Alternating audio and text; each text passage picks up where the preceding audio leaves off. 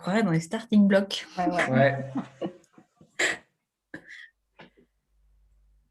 Donc, bonjour à toutes et à tous. Bienvenue dans ce 14e atelier organisé par le collectif de l'appel pour une région Pays de la Loire écologique, citoyenne et solidaire. Vous pouvez retrouver le manifeste de l'appel sur le lien disponible dans la conversation. Pour celles et ceux qui ne l'ont pas fait, il est encore temps de le signer. Pour ma part, donc je suis Aurélie Frémont, engagée depuis mes études d'ingénieur et aussi dans ma vie professionnelle à travers la transition écologique de nos territoires. Je travaille comme consultante et chef de projet en Vendée sur le sujet des véhicules électriques, biogaz et hydrogène, des nouveaux services de mobilité. Et aujourd'hui, je travaille dans les énergies renouvelables. Ce soir, nous aborderons les questions de mobilité et de transport et comment se déplacer sans polluer. Et en particulier, comment la région peut apporter des solutions de mobilité durable partout sur le territoire et pour toutes et tous. Donc, je serai en charge d'animer l'atelier ce soir, de distribuer la parole et de garantir un débat constructif. Donc, l'objectif, c'est de partager vos expériences, les possibles solutions et vos points de vue, confronter nos idées pour dégager donc des pistes de propositions sur ce thème dans le cadre des élections régionales de 2021. Une fois que nos trois grands témoins se seront exprimés, on aura un échange d'environ une demi-heure. Vous pourrez poser toutes vos questions. On finira vers 20h à temps pour l'allocution présidentielle. Et vous pouvez d'ores et déjà rédiger vos questions par écrit, soit en commentaire sur le Facebook Live ou dans l'onglet Conversation sur Zoom. Vous pouvez aussi, si vous êtes connecté sur Zoom, intervenir à l'oral en l'indiquant dans le chat. Alors ce soir, pour parler de mobilité et de transport, nous avons Simon Citeau, qui est adjoint à la mairie de Nantes et chargé des déplacements doux pour la ville, membre du parti politique Europe Écologie Les Verts et ancien chargé de mission aux déplacements dans les collectivités. On a aussi Julie Laurent, qui est chargée de communication chez ECOV, une association qui propose un service public de covoiturage et membre du parti politique Génération Écologie. Et enfin, nous avons Annie-Claude Thiola, qui est porte-parole régionale du collectif Vélo Pays de la Loire, représentant 20 associations ligériennes, qui a été créée en début d'année, qui est également vice-présidente de la FUB, la Fédération des usagers de la bicyclette, et présidente de l'association Vélo de Nantes, Place au Vélo Nantes. Donc, l'objectif ce soir, je vous le rappelle, c'est de bien orienter, donc pour bien orienter nos discussions, c'est de réfléchir tous ensemble sur la manière dont notre région peut apporter des solutions de mobilité durable partout sur le territoire et pour toutes et tous. Et sans plus tarder, je vais laisser la parole tout d'abord à Simon. Bonsoir à tous, bonsoir à toutes et à tous. Merci pour l'invitation. Je suis content d'être là ce soir. Le sujet est vaste, donc je vais essayer de faire court pour qu'on ait tous le temps de s'exprimer et puis qu'on puisse aussi avoir un temps de questions-réponses. Je vais essayer de rester assez synthétique et sur quelques messages clés. Je pense que la région doit engager un choc d'offres. Ça veut dire quoi? Ça veut dire tout simplement, assez basiquement, plus de trains, plus de cars. L'enjeu, c'est de faciliter les déplacements et offrir de vraies alternatives de mobilité à la voiture solo. Parce que si on remonte un petit peu en arrière, au moment de la régionalisation du transport ferroviaire, si je prends le transport ferroviaire, qui a d'ailleurs été expérimenté en Pays de la Loire dès 1998, on a eu un choc d'investissement sur le réseau. Un des éléments d'ailleurs assez emblématiques, ça a été l'achat de nouveaux trains. Ça a été assez bien perçu par les usagers parce qu'on est monté en qualité. Il y a eu d'autres mesures qui ont été engagées et tout ça, ça a contribué à changer l'image du transport au quotidien. Et ça s'est traduit par une croissance très nette de la fréquentation. Donc, il y a eu de plus en plus de monde qui ont utilisé le transport ferroviaire.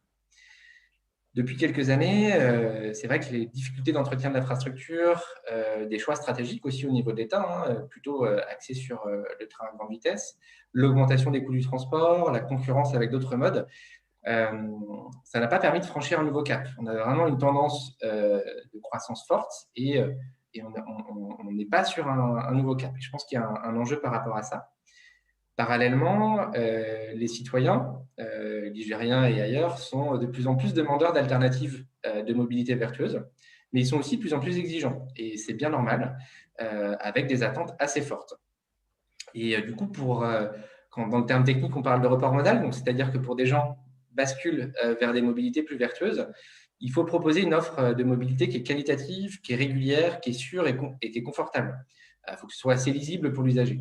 Le transport, il doit être facile. Il faut que, du coup, ça se concrétise comment? Le choc d'offres que j'évoquais au début, c'est plus de trains en heure de pointe, plus de trains en heure creuse, à l'image de ce qu'on a pu faire dans les réseaux urbains sur des lignes de tram ou des lignes de bus, ce qu'on appelle des lignes de bus à haut niveau de service, comme on a par exemple à Saint-Nazaire la ligne de bus Hélice. C'est de se dire, j'ai pas trop besoin de réfléchir, je sais que le train va passer à telle heure et que je vais en avoir toutes les heures ou toutes les demi-heures et que je vais avoir une amplitude large. Par exemple, ça veut dire des trains de 6h à 22h, d'être sûr qu'on en a un au moins toutes les heures, que c'est renforcé en heure de pointe en allant toutes les demi-heures, voire pourquoi pas toutes les 20 minutes. En particulier à proximité des grandes villes de la région, mais aussi sur l'ensemble du territoire pour bien mailler le territoire. C'est assez similaire sur le car. C'est un peu la même histoire. Les départements ont investi sur les réseaux au début des années 2000, avec des choix parfois différents, mais tous, ils étaient dans une même logique, le changement d'image, le renforcement de l'accès au transport et la facilitation du transport au quotidien. Et toutes ces expérimentations testées, elles ont été concluantes. Et malheureusement, le transfert de compétences du département à la région s'est matérialisé par l'absence totale de renforcement de l'offre. Du coup, le bilan du mandat est assez médiocre. Et malgré tout, plus de trains et plus de cars, c'est possible. C'est un vrai choix politique et c'est un autre choix politique que de mettre 118 millions d'euros d'investissement sur les infrastructures routières, qui n'était pas une compétence régionale. Donc, un premier point sur le développement d'offres. Je ne vais pas être trop long sur le reste. Il y a aussi un enjeu de renforcer et de développer le mix des mobilités, un petit peu à l'image du mix énergétique. Les solutions de mobilité, en particulier en zone rurale, elles doivent être assez fines, elles doivent être diverses et s'adapter aux contextes locaux. On peut s'appuyer sur de nombreuses expérimentations locales et d'ailleurs, je pense qu'il faut saluer les différents appels à projets qui ont été engagés récemment, en particulier par l'État, ce qui a permis de faire de nombreuses expérimentations. On peut se baser du coup sur ces retours d'expérience, qu'ils soient d'ailleurs réussis ou pas forcément réussis, parce qu'on apprend aussi beaucoup quand les résultats sont contrastés. Et c'est le moment du coup de passer à un changement d'échelle. Et la région doit avoir un rôle dans ce changement d'échelle pour massifier les initiatives. Je peux citer juste deux exemples rapides, mais on avait Move & Go qui était dans la Sarthe, où c'était plutôt des véhicules électriques en autopartage qui étaient répartis sur différentes communes périurbaines et rurales autour du Mans, ou la communauté de communes du Mont-des-Avaloirs, où il y a très peu de transports collectifs et qui a misé à la fois sur les infrastructures, c'est-à-dire sur le développement des infrastructures vélo, et aussi le développement des vélos assistance électrique en très longue durée. On voit bien que là, il n'y a pas une solution qui va être unique, qui va être duplicable sur tout le territoire. C'est bien un mix de solutions et qui doit aussi partir du terrain, mais la région doit jouer son rôle. Et le dernier point que je voulais évoquer, c'est je pense qu'il est aussi très important de renforcer l'humain et de renforcer le multiservice. Là, je me base un petit peu sur une expérimentation qui avait été faite par la précédente majorité, de faire les anciens bâtiments ferroviaires qui étaient fermés au public, d'en faire des lieux de vie. Donc, une des réussites assez emblématiques, je pense que c'est le multi-accueil du Palais, qui était une halle fret, donc un bâtiment de marchandises, qui était donc fermé au public. Et donc, la région a accompagné les collectivités qui ont porté un projet et financé très, très largement la réhabilitation de ce bâtiment pour que, du coup, les usagers peuvent laisser leurs enfants à la crèche le matin, prendre le train et ensuite aller travailler à Clisson, à Cholet, à Nantes. Et donc, du coup, non seulement on a de l'humain dans la gare, et en plus, on a une approche multiservicielle. Voilà. Je m'arrête là, on pourra aborder plein d'autres sujets, l'intermodalité, le développement d'autres modes, mais je pense que mes collègues vont pouvoir le développer aussi. On ne t'entend pas, Aurélie. Oui, merci Simon. Et donc, je vais laisser la parole maintenant à Julie qui va nous parler de covoiturage. Merci. Alors, juste pour précision, ECOV, donc ce n'est pas une association, mais c'est une entreprise de l'économie sociale et solidaire, juste pour précision. Donc, moi, je vais vous parler de covoiturage. Alors, en effet, l'idée, c'est de proposer un nouveau service public de transport partagé dans les territoires peu denses, donc c'est-à-dire les territoires périurbains et ruraux. En fait, on part du constat simple qui est de dire qu'il y a 80% des habitants de ces zones-là qui se déplacent en voiture individuelle pour leur trajet du quotidien. Et en fait, malheureusement, il n'y a qu'en moyenne 1,3 personnes par véhicule pour ces trajets. Donc, ce qui entraîne évidemment plein de problèmes de pollution, des bouchons, de l'enclavement des territoires. Et puis, puis un manque d'accessibilité aussi au centre-ville, par exemple, de villes moyennes. On a les transports en commun, donc comme en a parlé Simon, donc, qui répondent en partie à ces besoins. Mais malheureusement, souvent, on a aussi une fréquence qui est insuffisante pour, par exemple, des cars ou trains pour toute la journée, par exemple. Et donc, les gens n'abandonnent pas leur voiture forcément facilement, ou le maillage n'est pas assez fin pour pouvoir donner une nouvelle offre aussi au public qui est non motorisé. Donc, ce qui donne des problématiques qui sont assez visibles.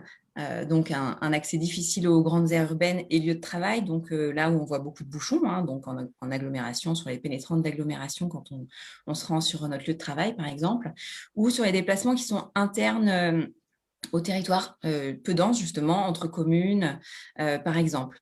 Donc, l'idée, en fait, c'est qu'on se rend compte que la majorité des flux quotidiens se concentrent toujours autour d'axes principaux. Et donc, en fait, ce qu'on s'est dit chez ECOF, c'était d'identifier ces axes pour y déployer des lignes de covoiturage spontanées.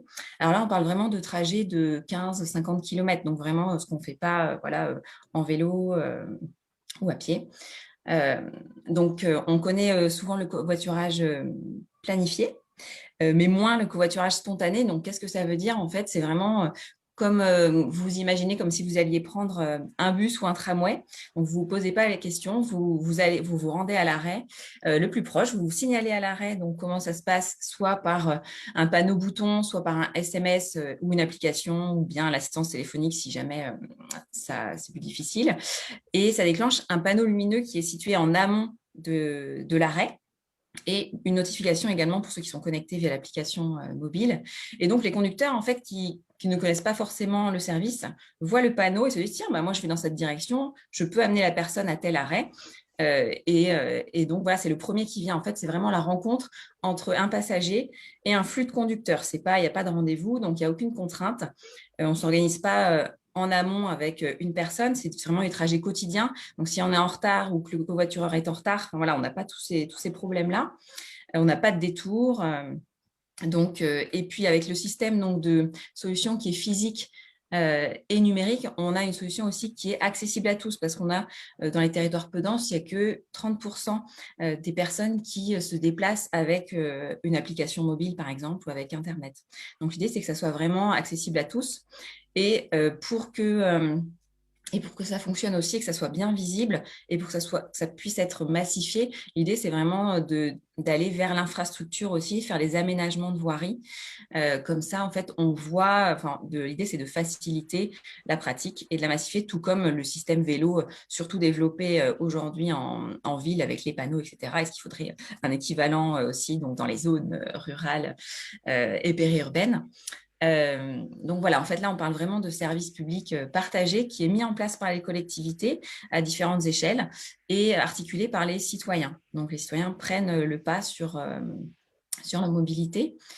Ce qui est intéressant de voir donc, dans ces modes de déplacement, c'est de se dire que en fait, la mobilité, c'est pluriel. Donc, comme le disait Simon, en effet, l'idée, c'est d'intégrer aussi donc, le covoiturage parmi donc, les autres modes. Donc, tout comme quand on est dans les centres-villes, en fait, on imagine des connexions. Donc, voilà, quand on a un arrêt de covoiturage, et bien, juste à côté, on a un arrêt de transport en commun, de bus quand on arrive en ville, par exemple, un arrêt de vélo juste à côté pour les derniers kilomètres, par exemple. Voilà, il faut que ça puisse, en tout cas, s'orchestrer ensemble. Et après, si on va plus loin, ce qu'on a pu faire avec les collectivités grenobloises, c'est aussi d'inclure ça donc, au service de mobilité locale. Donc, par exemple, à Nantes, il y a la TAN, à Angers, il y a Irigo. Donc, en effet, si on inclut l'offre de covoiturage spontané parmi ça, ça rend ça beaucoup plus accessible et c'est une véritable incitation pour donc les personnes qui vont l'utiliser. Et donc l'idée, c'est de bien articuler ça, surtout donc dans les territoires peu denses. Alors articuler donc les différents modes. Donc en effet, il n'y a pas un mode qui répond à toutes les problématiques, c'est plutôt une articulation donc d'un ensemble. Et donc c'est là où en effet la collectivité ou la région donc va décider aussi de cette articulation et va pouvoir aider dans ce sens-là. Avec différents critères, donc des critères qui sont très objectifs, voilà, en fait, en se disant, bon, bah voilà, si je choisis ce mode, est-ce qu'il est efficace, est-ce qu'il répond bien à un besoin, est-ce qu'il est efficient, est-ce que ça veut dire que le coût aussi à la personne est raisonnable, et est-ce qu'il a une performance environnementale qui est positive. Donc, c'est vraiment des critères voilà, qui sont pris en compte. Et donc, après, en articulant tout ça, l'idée donc, du covoiturage spontané, c'est de pouvoir s'articuler avec les autres modes, comme par exemple le covoiturage planifié. Planifié, en effet, ça va être là, par exemple, où il n'y a pas assez de flux. Donc, en effet, on est obligé de s'organiser en amont parce qu'il n'y aura pas un flux suffisant pour permettre un départ dans les quelques minutes aux passagers. Donc là, c'est intéressant. Par rapport au train, on peut avoir aussi des hubs de mobilité en gare pour les derniers kilomètres, c'est-à-dire qu'on arrive à la gare, on a donc les vélos qui sont souvent là, et puis on peut avoir aussi un panneau de covoiturage lumineux voilà, sur lequel on dit, bah voilà, moi je vais dans telle direction, on remplit les voitures, et du coup, on optimise les trajets. Et par rapport au car, donc en effet, on a parlé du car. Le car interurbain, c'est super intéressant, donc aussi pour aller sur les grandes agglomérations et puis lieux de travail. C'est très complémentaire, c'est-à-dire que entre une combinaison de car express et de lignes de covoiturage, alors là, on parle aussi à haut niveau de service, parce qu'on a une garantie de départ dans les quelques minutes quand on va travailler, eh bien, on peut avoir les deux arrêts qui sont juste à côté. Et en fait, finalement, les passagers prennent le premier qui vient. Donc, à la fois, ça améliore la fréquence et ça amène une sécurité aussi aux personnes. On sait qu'il y a un car, de toute façon, qui passe toutes les 20 minutes ou quelque chose comme ça. Et puis, le dernier mode aussi, donc c'était pour passer après la balle à Annie-Claude, avec la complémentarité avec le vélo.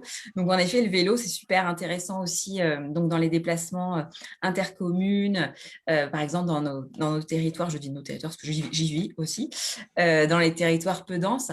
Et donc, en effet, comme il y a un rayon de pertinence qui est souvent différent, en effet, on va faire des trajets qui sont raisonnable en vélo, une dizaine de kilomètres, etc. Mais pour des trajets vraiment plus longs, donc en effet, peut-être optimiser la voiture. Mais en fait, ça se complète pas mal avec ces modes-là. Donc, l'idée, c'est vraiment d'articuler à la fois des modes qui sont partagés, des modes qui sont propres, des modes actifs.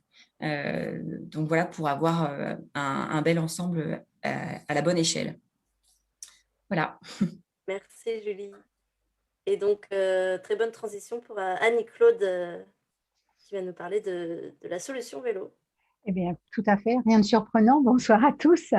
Alors, effectivement, on parlait de ce jeune collectif que nous avons créé, qui a pris vie au mois de janvier, qui est un collectif des associations vélo en Pays de la Loire et qui a pour objectif majeur de faire gagner le vélo sur le territoire, surtout d'atteindre la part modale de 9%, qui est un objectif national en 2024 et dont on est loin, hein, puisque l'année nous aura peut-être hissé de 3 à 4% au national, mais guère plus, et préparer les associations à contribuer au système vélo régional en tant qu'experts d'usage. Alors, pour faire gagner le vélo en Pays de la Loire, c'est aussi l'objectif du plaidoyer régional, qui est une déclinaison du plaidoyer national que notre fédération a mis en place, qui travaille sur 5 axes. Il y a en gros 25 questions que je ne passerai pas en revue ce soir, mais je vais vous dire l'essentiel. Et on porte collectivement à l'occasion des prochaines élections et on interpellera tous les partis politiques, tous les candidats et candidates tête de liste à ces élections régionales et aussi départementales pour mesurer leur engagement sur toute ou partie des mesures qu'on préconise. Avant de passer rapidement en revue ces 5 axes, j'aurais juste rappelé que la région est l'échelle territoriale qui a le plus de compétences en termes de mobilité, le plus de pouvoir, avec tous les leviers et outils nécessaires. Et la LOM, la loi d'orientation mobilité, a largement ouvert le compas. Et donc, c'est aussi en revisitant en bassins de mobilité qui dépassent les frontières administratives, se rapprocher des bassins de vie et donc des réalités et de faciliter la multimodalité qu'on a déjà commencé à aborder. Mais avec aussi des outils que sont le STRADET, qui vont donc les schémas territoriaux qui permettent aussi le rééquilibrage entre les territoires.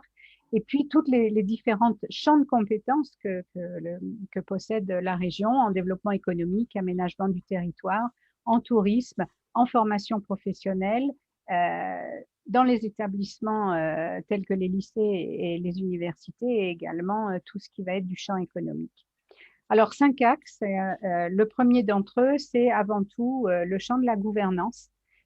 L'idée, c'est de se mettre en ordre de bataille en s'appuyant sur l'aménagement du territoire avec tous les outils dont on dispose. Mais l'aménagement du territoire, c'est aussi plusieurs conditions.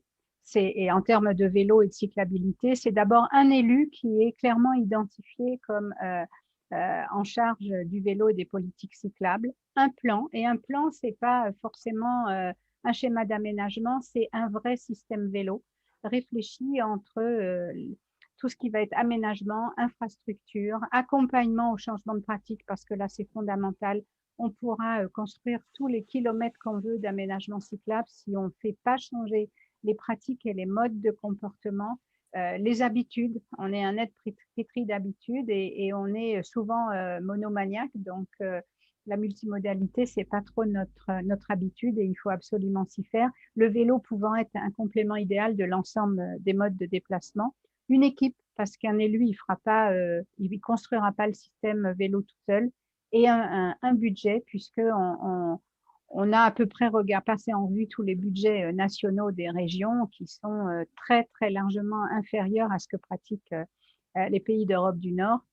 Et ces budgets sont à multiplier par 4 en termes d'aménagement cyclable et mise en place d'un système vélo. On a ensuite tout un travail autour de l'intermodalité et on l'a déjà évoqué avec Simon et Julie. C'est effectivement d'aller au-delà de la LOM parce que notre région, qui est la plus motorisée de France, je le rappelle au passage, a tout intérêt à aller bien au-delà des prescriptions de la LOM puisqu'elle est en partie sur le chemin avec notamment la nécessité de rendre 100% des gares totalement accessibles avec du rabattement, avec du stationnement, avec de l'accessibilité des quais, avec la possibilité d'embarquer son vélo parce qu'une fois qu'on a pensé l'approche et qu'on ne peut pas monter dans le train avec son vélo, c'est un petit peu dommage, ce qui repose d'ailleurs la question de regarder les matériels et de ne pas forcément attendre le renouvellement des matériels comme l'impose la LOM pour envisager le plus de place possible dans les trains et puis regarder les fréquences de ces trains et notamment sur les lignes aujourd'hui, on le sait, qui posent de problèmes. Il n'y a qu'à se rapprocher des comités de ligne pour ça. C'est aussi l'autocar et le vélo avec ne pas attendre forcément, là encore, le changement de matériel pour faciliter l'emport des vélos dans les cars. Il y a des aménagements et des équipements qui peuvent se faire sur des bus existants, sur du matériel existant. Covoiturage et vélo, c'est vraiment deux modes complémentaires qu'on oublie un peu trop souvent. Donc, l'idée, c'est peut-être de réfléchir aussi à du stationnement sécurisé sur des aires de covoiturage pour pouvoir non pas accéder déjà avec sa propre voiture, mais pouvoir accéder avec un mode actif. Ça, c'est effectivement troisième champ qu'on va pouvoir aborder, c'est tout ce qui est l'économie. Le champ économique est un investissement dans l'avenir parce qu'il va permettre de contribuer à développer et dynamiser une filière économique forte qui est vraiment en devenir. Et en plus, on a la chance d'avoir sur notre territoire déjà un large embryon de cette filière avec des constructeurs. C'est pas donné à toutes les régions. Mais on a aussi une carence des métiers qui est phénoménale, que ce soit ceux de l'éducation à la mobilité, que ce soit la réparation vélo. Il faut absolument soutenir cette filière, l'encourager, en y rajoutant d'ailleurs toute la filière économie sociale et solidaire, parce qu'il y a une vraie question du recyclage et du réemploi des vélos qui aujourd'hui est largement sous-utilisé. Et là, il y a une vraie mine surtout quand on sait que la crise actuelle, et notamment la pénurie de vélos qu'entraîne la crise et de pièces détachées, il va falloir attendre 2023-2024 pour qu'on revienne à la normale. Et puis, il y a un tout nouveau projet qui arrive, qui est celui de labelliser les employeurs pro-vélo. Et la région peut être facilitateur de par les contacts qu'elle entretient avec tout le secteur économique et employeur de son territoire, à faciliter et à promouvoir l'accès à ce label pour les employeurs, et qui du coup feront eux-mêmes remonter les besoins de leurs salariés pour compléter l'offre et pouvoir vraiment être des vélotaffeurs. Le quatrième volet de ce plaidoyer, et qui porte tous les champs qu'on est en train d'étudier, c'est bien évidemment, concernant notre région particulièrement, le tourisme. Le tourisme est un facteur de développement économique, un facteur de développement de l'emploi. Aujourd'hui, on sait que 25% des aménagements cyclables touristiques sont utilisés pour du trajet pendulaire, domicile-travail ou utilitaire au sens large, et que la qualité de ces aménagements est absolument indispensable à une pratique régulière pour toute forme de vélo, et notamment aussi pour le vélo transport qui tend à se développer, le vélo logistique qui se développe et qui pourra se faire sur une plus longue distance si les aménagements le permettent. Enfin, il y a toute la dimension enseignement, avec notamment les lycées et les établissements supérieurs, où il y a un travail important qui est à faire dans les plans de déplacement d'établissement, mais surtout en sensibilisant les lycéens. C'est l'âge où on passe volontiers à la motorisation, c'est l'âge où on a souvent oublié le vélo, et il est important de ramener le vélo, une autre considération du vélo par une sensibilisation du quotidien, mais surtout aussi permettre techniquement le stationnement des vélos de façon sécurisée dans les lycées. Et peut-être travailler, c'est un projet qui est à développer avec des établissements pilotes qui permettraient d'expérimenter une façon de parler aux lycéens pour redonner une certaine mode du vélo que les lycées n'ont pas encore, se sont pas sentis gagner encore. Donc ça, c'est un combat d'image qui est encore à faire. Et puis sur les établissements supérieurs, à l'image de ce qu'on a par exemple nous à Nantes, mais qui n'est pas généralisé par exemple avec Vélo Campus, c'est de pouvoir rendre accessibles des flottes de vélos aux étudiants sur la durée de leur année ou de leurs études de façon modique pour qu'ils puissent utiliser systématiquement le vélo. Voilà, tout ça c'est un compromis. Je vous ai passé 5 points, 2-3 points par axe, mais il y en a 25 au total que vous découvrirez assez prochainement, puisque les plaidoyers seront en accès libre à tous les citoyens qui voudront les consulter. Bien, merci Annie-Claude. Et du coup, on va passer à la série de questions et de réponses. Et donc, on a une première question de Gwenaëlle sur Zoom qui demande: en milieu rural, les bus ont plus tendance à se réduire. Sur ma commune, par exemple, j'ai un bus le matin vers la grande ville et un bus le soir pour rentrer. La question, c'est comment allier le manque d'équilibre financier et un meilleur maillage des réseaux. Et du coup, peut-être que Simon peut répondre à la question. Et Julie, je pense, aura la solution concrète, une des solutions. Après, de toute façon, le transport public est déficitaire, il faut dire les choses. Donc après, ça reste un choix politique. Renforcer l'offre de transport, c'est une volonté politique, et donc il est possible de le faire. On peut évidemment pas le faire sur tous les territoires, enfin en tout cas pas avec une fréquence du même niveau qu'en périurbain. Mais rien n'empêche de développer l'offre au départ de l'Agrigonais ou d'une commune.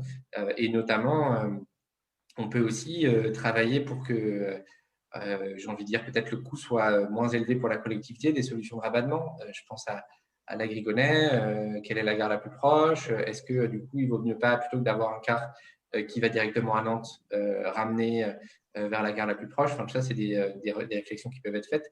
Et effectivement, je pense que Julie va pouvoir évoquer, mais on peut regarder aussi les mixtes, c'est-à-dire qu'on peut avoir un renforcement de l'offre de cars interurbains, mais aussi en complément du covoiturage qui peut venir pallier sur les heures creuses et sur d'autres séquences pour proposer d'autres solutions et que il y a un jour on va prendre le car, le lendemain on va revenir en covoiturage et en fait on va faire comme on peut faire finalement en ville. On a un panel de solutions et on s'adapte en fonction de nos habitudes du jour, enfin en tout cas de nos besoins du jour.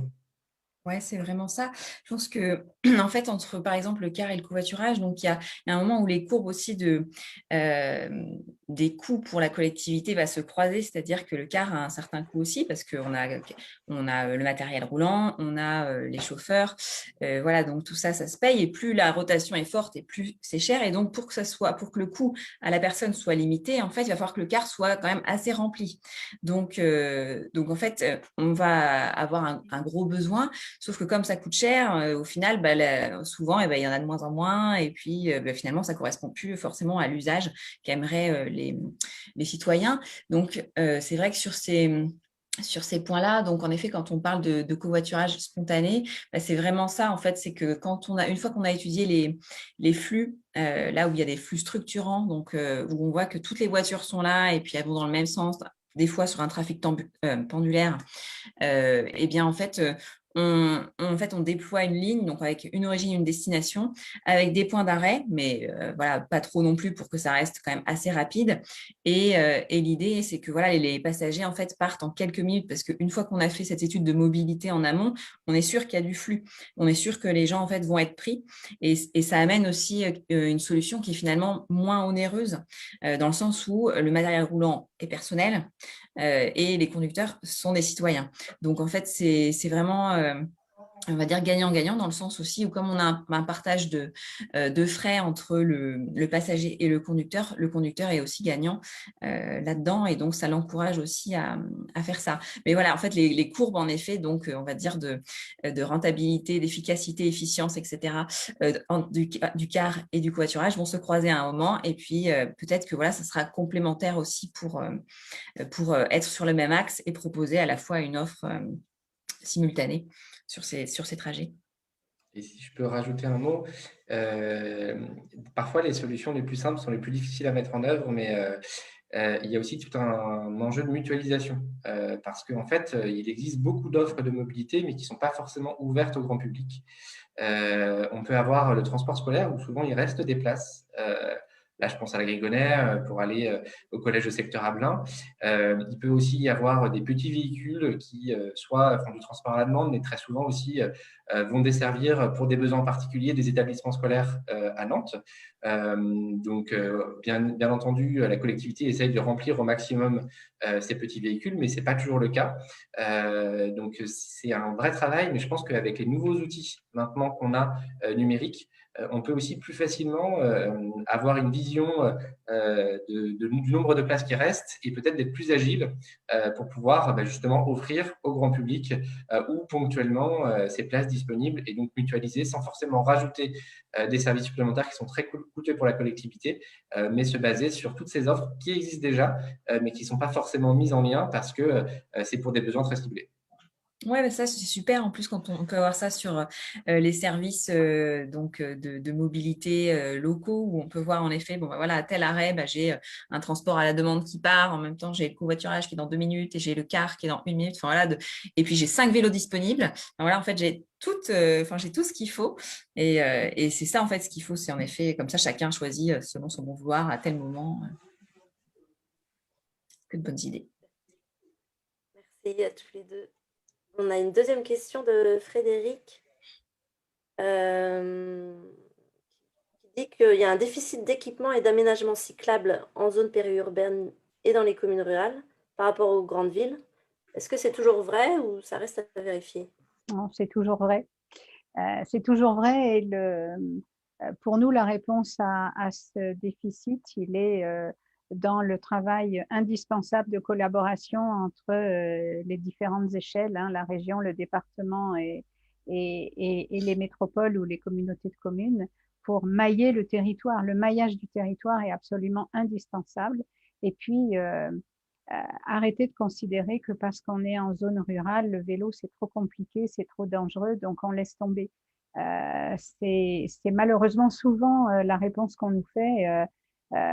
Et c'est vrai que les maires des petites communes sont souvent démunis parce qu'on sait que l'accidentologie à vélo, elle est plus importante en zone rurale ou sur les routes départementales et nationales que dans les zones urbaines, parce que le trafic est plus rapide et que les aménagements sont moins sécurisés.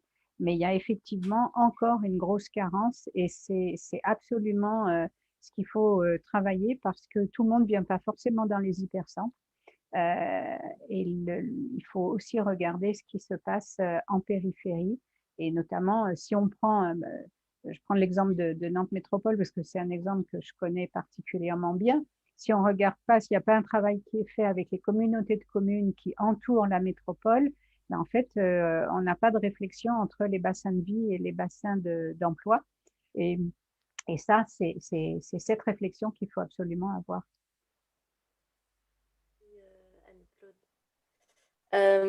Troisième question de Paul sur Facebook. Pour le train, faut-il privilégier le maintien et le renforcement des lignes existantes ou bien y a-t-il des lignes ferroviaires nouvelles qu'on pourrait créer ou rouvrir dans notre région? Peut-être une question pour Simon. Alors, c'est des choses qui peuvent se regarder, effectivement. Il y a eu un choix ambitieux de réouvrir la ligne Nantes-Châteaubriand. On peut se poser la question de réouvrir des lignes. Il faut regarder attentivement, ligne par ligne. Déjà, est-ce qu'il y aurait de la pertinence? Comment est construite la ligne? Et qu'est-ce que ça pourrait impacter? Mais il ne faut pas l'exclure. Je pense qu'il faut aussi regarder en fonction des propositions des citoyens. Qu'est-ce qu'il est dit localement? Est-ce qu'il y a des associations qui se sont structurées? Est-ce qu'il y a un collectif, une pétition de réouverture? Voilà. Et que le débat ne soit peut-être pas que entre élus locaux qui va souhaiter défendre plus son territoire parce qu'il va y avoir une connexion avec une gare TGV et donc l'attractivité du territoire va être intéressante. Je pense qu'il faut aussi se baser un peu sur les retours citoyens là-dessus. Mais il y a un vrai sujet quand même, malgré tout, déjà d'entretien du réseau existant. C'est un gros sujet. Dans la région, on a quelques lignes, j'ose pas utiliser le terme, mais c'est quand même ce qui se dit, des lignes un peu malades. Une ligne interrégionale, d'ailleurs, ce sont essentiellement les lignes interrégionales. Je pense à La Roche-sur-Yon, Bressuire, Thouars, Saumur, qui est une ligne qui est vraiment en difficulté. Et également Caen-Le-Montour, qui sont des lignes en difficulté. On avait par le passé Nantes-Bordeaux, mais dont la rénovation est en cours d'être terminée, avec une réouverture qui est prévue, si j'ai bonne mémoire, pour l'été. J'espère avant l'été, mais je ne sais plus si c'est avant ou après l'été. Juillet. Juillet, nous dit Yannick. Merci Simon. Quatrième question de Frédéric. Demande quelle solution privilégier entre développer l'emport de vélos dans les trains avec des wagons spéciaux pour cyclistes, inciter les utilisateurs à avoir des vélos plus économes d'espace, vélo pliant par exemple, ou les deux?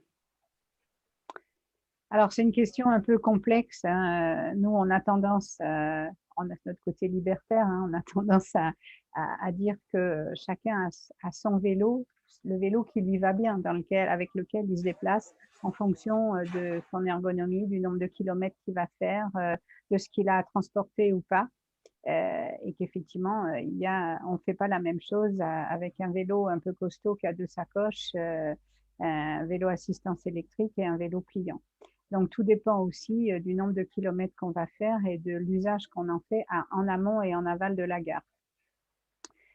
C'est vrai qu'aujourd'hui, je sais que c'est une source de conflit. C'est souvent aussi parfois en période, notamment l'été, un risque de rester sur le quai, de ne pas pouvoir embarquer son vélo. Mais j'ai du mal à comprendre pourquoi en France, on se pose ce genre de questions alors qu'on ne se le pose pas en Allemagne, on ne se le pose pas aux Pays-Bas.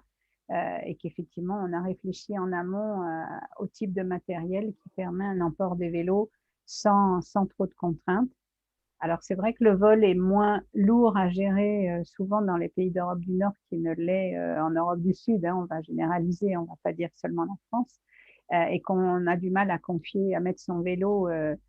Moi, j'ai vu à Stuttgart des rames avec uniquement un plateau pour les vélos. On récupérait son vélo sans se poser de questions. On ne l'avait pas attaché de façon hyper sécure. Et pourtant, les vélos disparaissent pas. Bon, c'est des choses qu'on n'envisage pas forcément en France. Puis il y a aussi la question du cadencement entre le fait de descendre, récupérer un vélo. Donc, il faut aujourd'hui qu'on ait des matériels qui s'adaptent mieux. Donc, il va falloir sûrement patienter un peu ou réaménager l'existant. Mais c'est en tout cas une question à se poser. Et puis, généraliser peut-être les vélos pliants. Maintenant, un vélo pliant de qualité, il a aussi un certain coût. C'est pas toujours évident, même s'il y a eu des aides à l'achat des vélos pliants, pour avoir une certaine ergonomie et un confort de circulation, il faut souvent des vélos qui ne sont pas forcément bon marché. Si je peux rajouter un mot, je pense qu'il faut quand même saluer ce qui a été fait dans ce mandat-là. Il y a eu des équipements de rames qui ont été faits sur ce qu'on appelle l'Interloire, donc le train qui fait le train qui fait Le Croisic, Saint-Nazaire, Nantes, Angers, Saumur, Tours, Orléans. Sur ce train-là, il y a eu 5 rames qui ont été 5 rames de chaque région, donc de mémoire, ça doit faire une dizaine de rames, équipées de jumbo vélos, donc on peut mettre beaucoup plus de vélos dans les rames, soit dans une rame, dans une partie qui est dédiée et où ça nécessite un accompagnement humain, ou soit dans une partie qui est en libre service. Mais il faut avoir en tête les enjeux financiers. J'ai en tête que sur 5 rames, c'est 3 millions d'euros d'investissement. Donc, ce n'est pas anodin. Alors, peut-être qu'on peut trouver des solutions qui sont plus légères, mais aujourd'hui, le système ferroviaire est fait d'énormément de normes qui, du coup, génèrent des coûts très importants dès qu'on fait quelque chose sur l'infrastructure, sur les abris vélos, les abris voyageurs, sur les rames de train. Et donc, du coup, dès qu'on prévoit ce type de choses, c'est souvent très coûteux, malheureusement. Donc voilà, mais il faut quand même saluer que c'est quelque chose qui est inédit en France, hein, ce qui a été fait pendant ce mandat, donc il faut le saluer. Tout à fait. On avait d'ailleurs testé en 2019 à l'occasion des Bords de Loire. Les rames ont circulé de façon exceptionnelle en dehors des dates pour permettre la vélo-parade de Couëron à Nantes. Et on a vu des dizaines et des dizaines de cyclistes débarquant des jumbo qui effectivement sont facilitateurs pour l'emport des vélos dans le train. Mais on peut rêver d'en avoir plus, effectivement. Merci Simon pour la précision. Une 5e question de Charlotte. Intéressante. Quelles solutions sont à mettre en place pour réduire nos besoins de mobilité? C'est une question qui est transversale. Je pense qu'on peut tous avoir des éléments. Alors, on pense de fait au numérique, hein, toutes les démarches qu'on peut faire, de fait au télétravail. Hein. Le télétravail a clairement eu un impact sur les déplacements des gens. Ça fait partie des actions. Je pense que c'est une vraie question. C'est un peu ce que j'évoquais tout à l'heure quand je parlais de mobilité d'humains et de multiservices. Il faut qu'on ait cette approche globale pour voir comment on réduit les mobilités, parce que finalement, aussi, quand on propose des services dans une gare ou dans un point d'arrêt structurant des transports collectifs, on va éviter d'autres déplacements intermédiaires et on va être plus efficace et plus efficient. Mais effectivement, toutes les démarches numériques contribuent à réduire les besoins de mobilité. Et pas forcément la fracture numérique. Et pour rebondir sur les propos de Simon, c'est vrai que les tiers-lieux, hein, tout ce qui peut effectivement cumuler de l'offre de services de proximité regroupée, du coup, va faciliter le déplacement à vélo plus qu'autre chose, parce que ça va être forcément plus près qu'un déplacement classique. Il y a aussi des expériences qui sont assez intéressantes avec notamment les dirigeants responsables de l'Ouest qui sont en train de regarder en échangeant entre eux des mètres carrés pour accueillir des des télétravailleurs d'autres sociétés, mais qui habitent plus à proximité d'une entreprise qu'une autre. Et effectivement, c'est pas du coworking, c'est du télétravail partagé, mais dans une entreprise. Donc, on retrouve du lien social, on retrouve un collectif et on se déplace à proximité. Donc, du coup, encore, on peut refaciliter un mode actif. Ouais, puis moi, pour donner un petit exemple, juste en effet, donc on parle beaucoup de télétravail et il en restera sûrement beaucoup après la passade du Covid. Du coup, il y aura sûrement encore du télétravail qui va persister. Et par exemple, sur Rennes, où en effet, on a déployé un service de ligne de covoiturage à haut niveau de service, en fait, selon les études, en fait, il suffit que chacun choisisse de télétravailler un jour par semaine pour qu'il n'y ait plus de congestion. Donc, en fait, il n'y a pas non plus beaucoup, en fait, il ne faut pas faire un énorme effort dans sa semaine. C'est de se dire, voilà, peut-être juste une fois pour déjà améliorer tout ça. Et je pense que c'est le grand défi d'ailleurs des collectivités parce que ça vient poser plein de questions, ce qui est en train de se passer entre le développement des temps partiels, le développement du télétravail, les nouveaux besoins de déplacement et le besoin qu'on évoquait tout à l'heure aussi d'être dans des déplacements mixtes. Un jour, on va prendre les transports en commun, le lendemain, on va faire du covoiturage et le surlendemain, on va faire du vélo.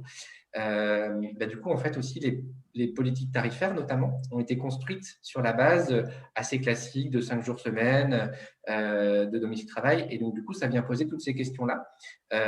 Aussi sur les offres en période de creux, parce que les gens qui travaillent dans des horaires décalés.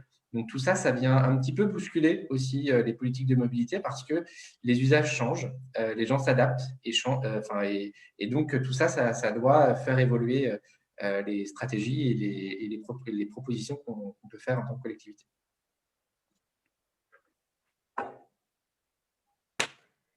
On n'a pas d'autres questions et il nous reste 12 minutes. Du coup, on peut peut-être aller vers la conclusion. Et du coup, en guise de conclusion, chacun va répondre à cette question. Demain, si vous étiez vice-présidente ou président en charge de la mobilité et du transport à la région des Pays de la Loire ou au conseiller spécial, quelle serait votre première mesure? Qui veut commencer? Dans l'ordre des... Simon. Allez. Dans l'ordre des interventions. Moi, je vais, parce que les élections ont lieu en juin, hein, donc je pense que ce que je demanderais déjà, dans un premier temps, des devoirs de vacances aux nouveaux élus, en leur demandant de convier leur nouveau conseiller départemental et le vice-président de l'agglo en charge de la voirie pour faire ensemble un trajet. Ils peuvent choisir entre leur domicile et le lycée le plus proche, entre leur domicile et la gare la plus proche, à vélo. Pour se rendre compte concrètement de ce que ça veut dire, de la qualité de la voirie, de la qualité des infrastructures, de comment ils peuvent se stationner en arrivant, de voir concrètement ce que ça veut dire et donc du coup de se projeter sur la réalité des usagers. Et après, là, plus pour le grand public et en dehors du devoir de vacances pour les élus, je pense qu'il faudrait très vite mettre en place une offre de test parce que Annie-Claude l'a dit tout à l'heure, on est vraiment fait d'habitude. Et si on est en capacité de proposer, je ne sais pas moi, un mois gratuit, par exemple, sur un réseau de transport, du coup, on peut s'ancrer dans une nouvelle habitude et tester vraiment pendant une période intéressante parce qu'on le sait bien, sur un jour, il peut y avoir un aléa, il peut se passer des choses, ou en tout cas, le fait de changer est déjà complexe, alors que si on le change pendant la durée, on va voir les avantages de ce nouveau mode de déplacement et donc ça peut permettre de basculer après sur de la durée. Julie? Ouais. Du coup, comme la région, elle est chef de file donc, en termes de mobilité, donc c'est elle qui peut impulser une dynamique et articuler donc l'ensemble des différents modes à différentes échelles, donc vraiment échelle bassin de mobilité pour vraiment que la mobilité ne s'arrête pas à une frontière de collectivité. Moi, du coup, je mettrai en place des pôles d'échange multimodaux, donc vraiment des hubs de mobilité pour faciliter en fait l'articulation des différents modes qui sont pertinents, donc qui ont été étudiés à l'avance, donc pour se dire voilà, on passe d'un mode à l'autre, c'est facile, c'est comme en ville, voilà, on n'a pas de rupture de charge, et donc tout ça en systématisant aussi des études de mobilité pour se rendre compte de quel mode va être pertinent, dans quel endroit, à quel moment. C'est assez complexe, donc en fait, ça demande quand même pas mal de réflexion pour articuler tout ça. Mais voilà, ça serait dans ce sens-là que j'irais. Merci, Julie. Et Annie-Claude, pour finir?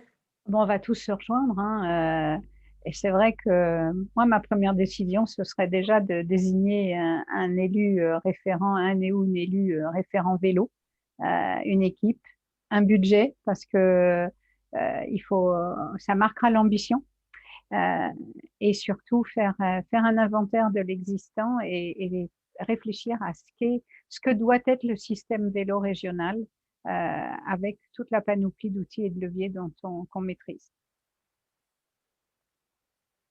Merci, Annie-Claude. Donc, merci à tous les trois pour vos interventions et puis aux questions de chacun qui étaient très intéressantes. Cet atelier sera aussi disponible en replay sur les réseaux sociaux, comme indiqué dans le chat. Si nous n'avons pas pu répondre à vos questions, vous pouvez les écrire à contact@pdl2021.fr ou alors vous pouvez les faire suivre en commentaire avec votre adresse mail. Et pour celles et ceux qui ne l'ont pas encore fait, n'hésitez pas à signer l'appel, dont le lien est aussi disponible. Bonne soirée à tous et à bientôt. Merci, bonne soirée. Bonne soirée. Merci.